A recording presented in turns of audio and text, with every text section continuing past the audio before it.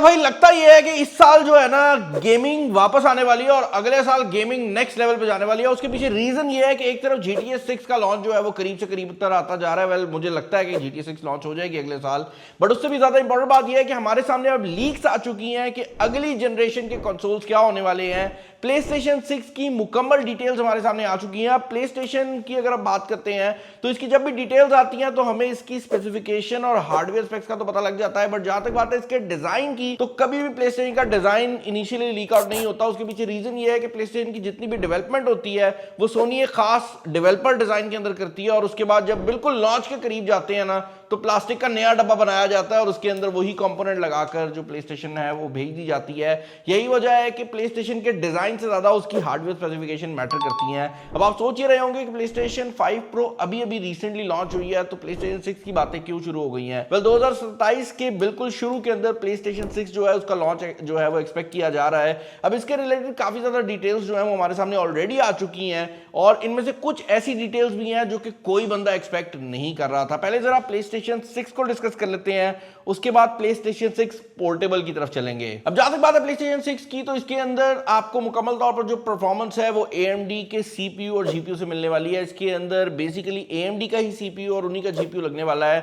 Navi 5 architecture है जिसका इस्तेमाल किया जाएगा और जो चीज इंपॉर्टेंट है वो ये है कि आसान अल्फाज में प्लेस्टेशन 5 प्रो से इसकी जो परफॉर्मेंस है वो 50% ज्यादा होने वाली है। यानी कि अगर प्लेस्टेशन 5 प्रो को आप 1 कहते हैं तो ये 1.5 की परफॉर्मेंस देने वाली है, जो कि मेरे हिसाब से कम है। अगर आप जनरेशनल लीप की बात करते हैं तो जनरली प्लेस्टेशन की एक जनरेशन से दूसरी जनरेशन में इससे ज्यादा डिफरेंस होता है, बट प्लेस्टेशन का इस बार जो मेन हाईलाइट रहने वाला है वो इनकी परफॉर्मेंस नहीं होगी, बल्कि प्लेस्टेशन इस बार वही राउट लेने वाली है जो कि निंटेंडो ने लिया है, जहां पर इस चीज पे फोकस करने के बजाय कि हार्डवेयर परफॉर्मेंस क्या है, गेम्स के ऊपर ज्यादा फोकस किया जाएगा। यही वजह है कि प्लेस्टेशन 6 वाहिद कंसोल बनने वाला है जो कि 2 जनरेशन बैकवर्ड कंपैटिबल होने वाला है, जिसका मतलब यह है कि प्लेस्टेशन 6 पे ना सिर्फ आप प्लेस्टेशन 6 की गेम्स चला सकेंगे बल्कि प्लेस्टेशन 5 और पुरानी प्लेस्टेशन 4 की जो गेम्स हैं वो भी इसके साथ कंपैटिबल होने वाली है।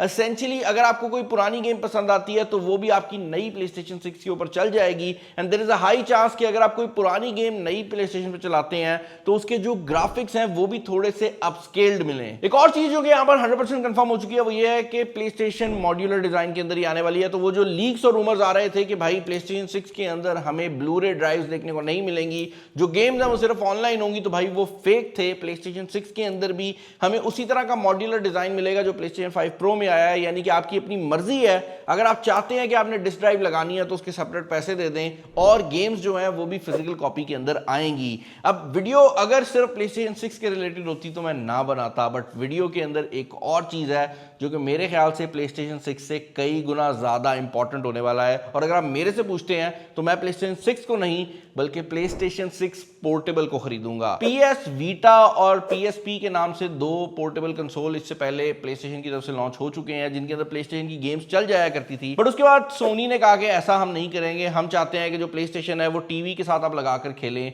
बट उसके बाद हुआ ये है कि निंटेंडो स्विच 2 इतना बिका है कि सोनी को मजबूरन वापस आना पड़ रहा है प्लेस्टेशन पोर्टेबल के साथ। लेकिन इस बार इसका नाम प्लेस्टेशन 6 पोर्टेबल इसलिए होने वाला है क्योंकि सोनी ना सिर्फ एक पोर्टेबल कंसोल बना रहा है बल्कि एक ऐसा पोर्टेबल कंसोल बना रहा है जिसके ऊपर प्लेस्टेशन 6 की ही गेम्स चल जाएंगी। जिसका मतलब यह है कि अगर आप बड़े वाला प्लेस्टेशन 6 खरीदते हैं या फिर आप छोटा PS6 खरीदते हैं पोर्टेबल वर्जन वाला, तो दोनों के ऊपर एग्जैक्टली सेम गेम्स चल जाएंगी। जिसका मतलब यह भी है कि आपको दोनों कंसोल्स के लिए सेपरेट गेम्स नहीं खरीदनी पड़ेंगी और जिसका मतलब यह भी है कि अगर आप प्लेस्टेशन 6 पोर्टेबल खरीदते हैं तो ना सिर्फ आप उसको अपने हाथ में कहीं पर जाते हुए स्क्रीन के थ्रू यूज कर पाएंगे, अगर आप घर जाते हैं तो इसके पास वही निंटेंडो स्विच की तरह का डॉक भी होने वाला है जिसके थ्रू आप इसको टीवी से भी कनेक्ट कर पाएंगे। तो एसेंशियली आपके पास एक ही कंसोल आ जाएगा जिसके अंदर आपके पास दोनों चीजों की ऑप्शन हो जाएगी। तो आप इसको पोर्टेबल भी यूज कर सकते हैं और इसको टीवी के साथ भी लगा सकते हैं। एक और चीज जो कि प्लेस्टेशन 6 पोर्टेबल को काफी ज्यादा यूनिक बनाने वाली है वो ये बात भी है कि प्लेस्टेशन 6 पोर्टेबल पहली बार होगा कि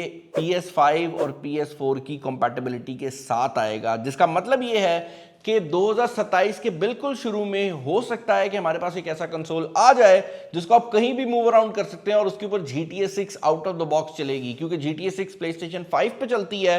तो PlayStation 5 की जितनी भी गेमिंग लाइब्रेरी है वो सब फर्स्ट डे से आप PlayStation 6 पोर्टेबल के ऊपर एक्सेस कर सकेंगे। तो वो जो ऑनलाइन गेमिंग के जुगाड़ बताए जाते हैं बड़ी गेम्स को चलाने के लिए, ऐसा कुछ नहीं होने वाला। ये नेटिवली चलेगी, इसके लिए आपको इंटरनेट की भी जरूरत नहीं पड़ने वाली। तो जो PlayStation का पहले कंसोल आया था ना, वो घर में आपकी PlayStation की पावर को यूज करता था और इंटरनेट के थ्रू सिर्फ डिस्प्ले आपको देता था। बट ये जो कंसोल आ रहा है इसके अंदर अपना प्रोसेसर है, तो इसको आप उसी तरह यूज कर पाएंगे जिस तरह आप PlayStation पोर्टेबल PSP को पहले यूज किया करते थे। बस फर्क ये है कि जहां पर PSP की गेम्स आपको सेपरेटली खरीदनी पड़ती थी और काफी गेमें जो PlayStation बड़े वाले की होती थी भाई वो छोटे पे आती भी नहीं थी, वो चीज रिमूव की जा रही है और अब एक ही गेम आप खरीदेंगे जो कि आपके मल्टीपल कंसोल्स के ऊपर चल जाएगी। और सबसे बड़ा फायदा ये है कि जब आप घर में गेमिंग कर रहे हैं, आप बोर होते हैं या आपने ऑफिस जाना है या कहीं ट्रैवल पे जाना है, आप उसी को उठाएंगे, उसको अपनी गाड़ी में रखेंगे और आप अपने साथ ले जाएंगे और रास्ते में जब खेलना चाहें खेल लेंगे और इसके अंदर कोई भी डिले नहीं आएगा।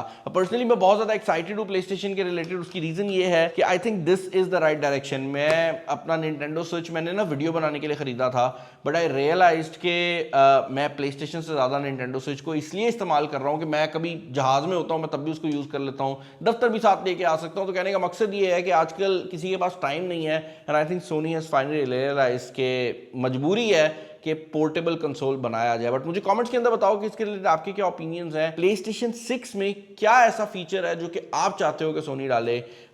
ऑल्दो सोनी हमारी वीडियो पता नहीं क्यों देखेगा, बट नीचे बता देना, एटलीस्ट मुझे पता लग जाएगा। चैनल बनेगा तो सब्सक्राइब कर लीजिएगा, वीडियो पसंद है तो लाइक कर दीजिएगा, दोस्तों शेयर कर दीजिएगा। इस वीडियो में इतना ही। This is Bilal signing off. अल्लाह हाफिज़।